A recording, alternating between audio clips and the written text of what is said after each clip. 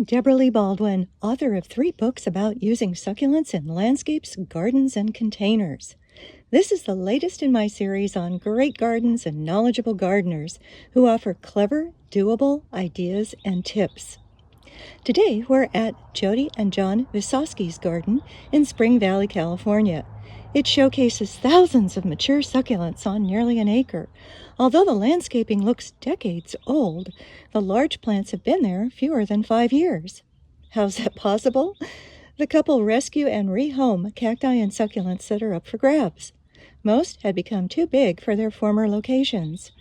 Jodi often finds out about them through fellow members of the San Diego Cactus and Succulent Society. She also gets unique, rare, and unusual plants at the club's sales and events. Rick Bjorklund, who you may remember from the video I did on the Palomar Garden. We are super excited as members of the San Diego Cactus and Succulent Society. Well, Jodi's garden is one of the tours for the big convention of Cactus and Succulent Society of America. And Rick's garden. And Rick's garden, yes. I'm just an enabler, Oh. okay? She likes what I do and I like what she does. I just help when I can. He helps with the boulders and the stairs. There you go. It's Jodi does it all herself, really. All the plants, it's a Jodi thing. I've seen you in action a few times in some of your posts about how you go to the location, dig up the plant, somehow haul it into your truck, secure it, haul it home, and then you have these ways of how you get it to the planting hole. I mean, there's a lot to that. They go out in their truck and they'll rescue big mature plants that people don't want anymore, dig them up and move them and plant them. It's just incredible. Jodi posted this on the San Diego Cactus and Succulent Society's Facebook page. She calls herself the Crazy Cactus Lady. And I have not met a golden barrel that I didn't love, so I probably have 50 to 60 golden barrels. Those are heavy to rescue. They are heavy. This is how it all started. One of our neighbors moved to Texas and they said, before we leave, would you like to come take some cactus cuttings? That was the beginning of our love of cactus and our love of rescuing, actually. So a lot of the cactus, including that gorgeous hairy blue cactus that you love, Rick. The Pilosocereus? Right. It came from the neighbor just a quarter mile away. She has several forms of Pilosocereus, which are from Brazil. They're South American. Some of the forms get this wonderful white fur on them. I don't know if you can see this funky ponytail palm. I rescued that from under a pine tree, bent over by the weight of the pine tree branches, reaching for the sun. It will forever have that 90-degree bend, but you can see now it's starting to straighten out. This hill behind us is the first place Jodi ever planted, and it is a steep hill. And so she planted stuff, big stuff, small stuff, and then she planted some more. And now you can't get in between all those big plants. It's a jungle. So she learned from that hill to make pathways to different places so she can get to them to do maintenance. And who does the pathways? Well, I do some of the pathways, but she does them too. Because I say you have to have a pathway now amongst all your great plants so that you can do maintenance and people can see them. So, Jodi, this section of the garden is about 3 years old. It looks like it's been here for a long time. It's filled in. Which is the beauty of succulents. You plant them, they grow, they get big, you have to trim them, you give them away. So a lot of people are going to be benefiting from me trimming my jungle because there's a lot of plants that I need to trim and give away cuttings. Ooh, so do tell, like, oh, I see some. You can't have too many Agaveperii truncata. Shopping now. And this looks like it needs trimming back. That's right. Tephro-cactus, spruce cone one. What else does she need to cut back? Oh, this. It would be great for grafting your Tephro-cactus on. Lots of aeoniums that are interfering with the pathway. This is a nice aeonium. Is that the one with the big pinky rose flower? Oh, want. Vilmoriniana, the octopus agave? Yes. Undulating. Probably have the variegated one stained glass somewhere too. Somewhere.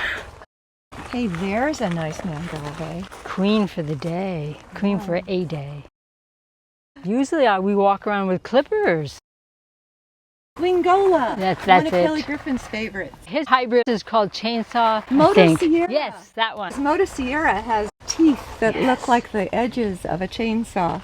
Yeah. And when it gets old, it can lose those teeth. Oh no. We don't want Just that. like us, it can lose its teeth. Rescue a euphorbia that was just massive, and a lady just thought it was too big for her yard. John always wanted a water feature. And we had a terrible problem with rabbits this year. White chicken wire, most of the precious plants. Some that I never expected them to eat, like this aloe, jumped up on top and left their calling card, so I knew it was a rabbit. And so I've had to replace a lot of plants or protect them. I've tried a repellent, but I haven't gone sonic yet. You can see that the rabbits prune our lemon trees. Rabbits, ground squirrels. This is the only shade I have, so it's the only place I can have ripsalis and epiphyliums. We call this the garden of misfits and rescues, because almost everything in this garden that we're coming to was either given to us as a mature specimen or dug up from someone's yard because they didn't want it.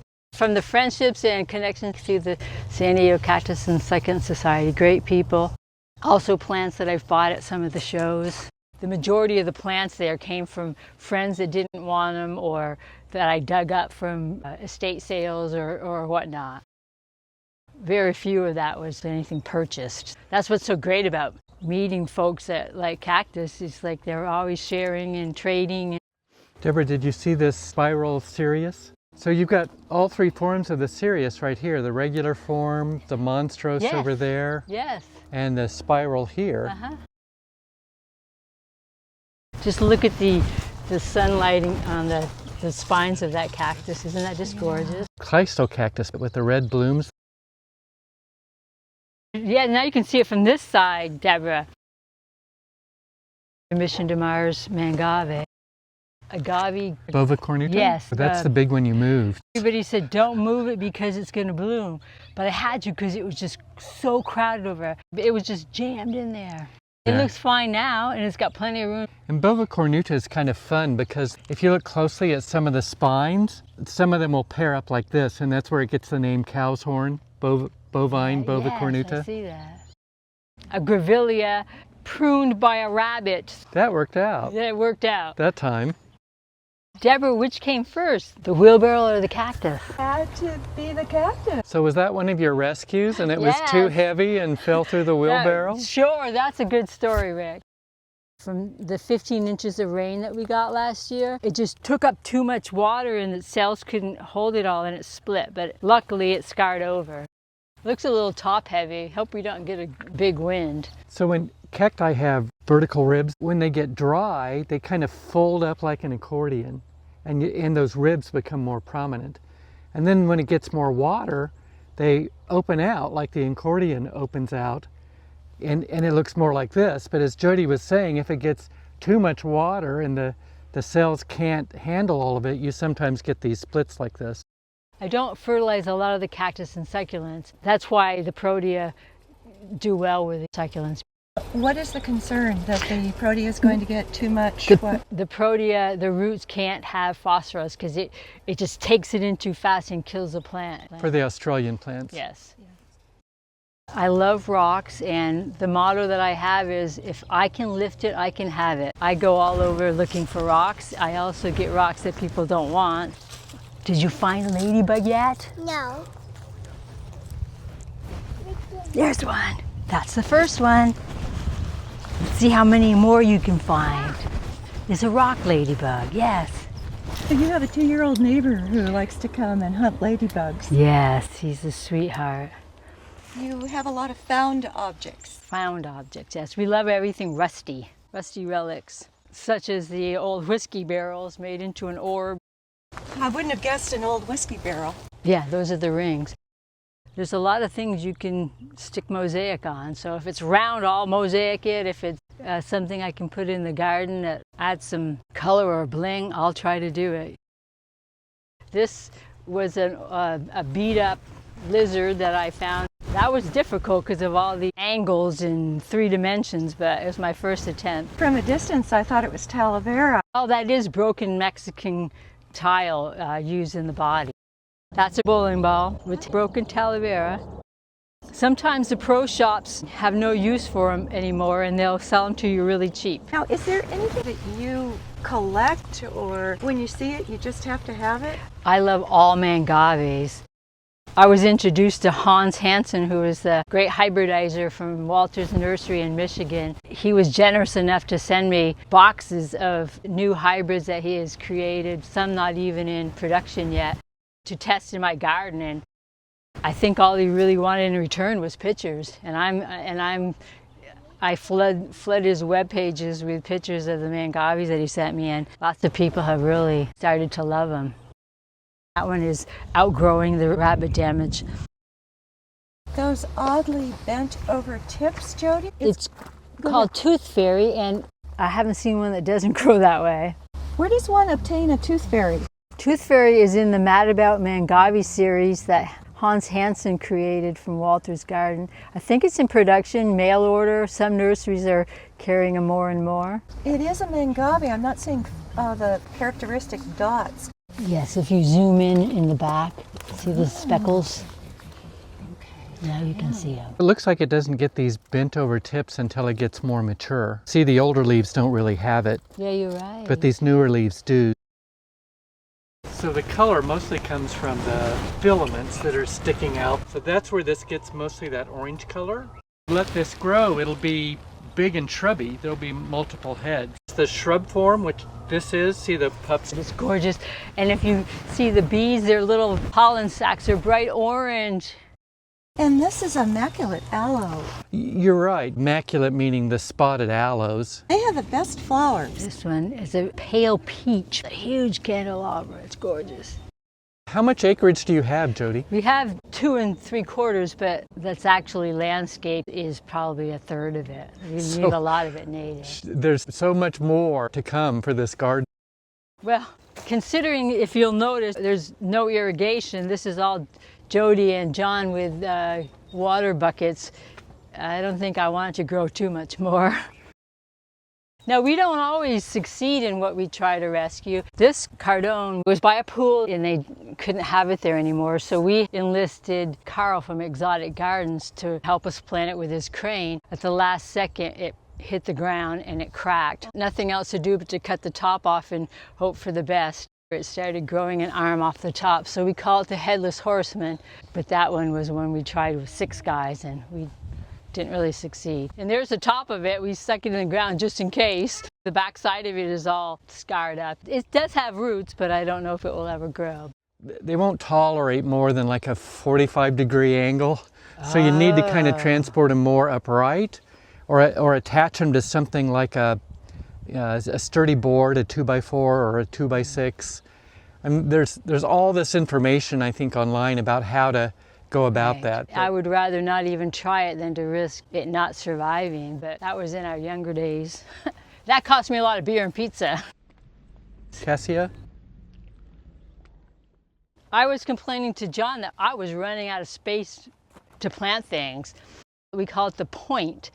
And he chipped up all the brush and stuff and then turned it, well, he didn't really officially turn it over to me, but he made, because I had a cactus I needed to plant. So John chose this area because of all of the natural rocky outcroppings.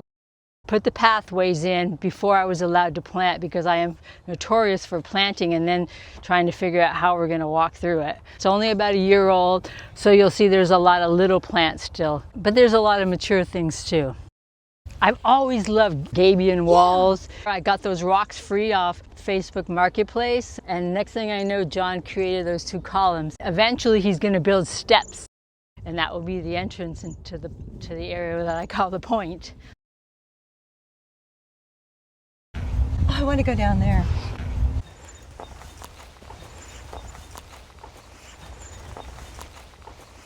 This aloe came from Rick's garden. Took us, I think, 3 people to get it into the back of my truck, but doesn't it look good? It does. Excelsa, isn't it? It is. That's a good spot for it, huh? Probably gets 15 feet, maybe more. Gets these big heads of flowers. They can be red, orange, and there's even, I think, yellow ones. that it just seems much happier here than it would be in my place, which is smaller. And it's a two-way street. Jodi has shared great plants with me. Some of your buddies would go out shopping at all these nurseries and home growers around San Diego, and I think that's how we met. Right. There are so many good nurseries in San Diego. Yeah, it's just amazing what you can find here. Rare, common. One of the members had passed away, and his wife was overwhelmed with his collection and not knowing what to do, so one of our members facilitated a sale at his home, and that's one that I picked up from his collection. It has been blooming straight for probably 2 months. Every day I come out here, there's a new set of blooms. They're new blooms because you can see the spent ones. Unbelievable how happy that cactus is. Mark Fryer told me what it was, but I have forgotten. I'll make a name for it when I learn again. The fire department sent us a letter that we needed to clear the property line, so we spent almost 2 months hauling brush out of here. The Bromeliad Society let our president know that her collection was being sold. That was one of the things I purchased. He's looking over toward his former home. That's right, where he came from. We can't see Mexico, but that is the furthest peak that you can see is El Cajon Mountain. Palomar with the snow on it. It's not really a peak. That's Black Mountain, I believe, over there. Mount Helix with coals behind it.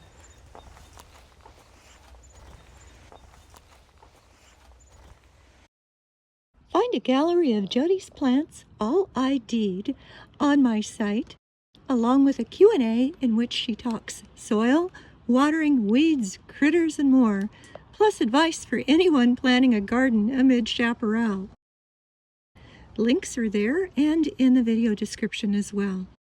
Please let us know if you found this video helpful, and do ask questions if you like. My goal is to inspire you to enjoy using succulents in fun and creative ways in your own garden and outdoor living spaces. Do subscribe to my channel, enjoy my more than 300 videos, and visit my ad-free site for info on every aspect of succulents. I'm Debra Baldwin. Thank you for joining me.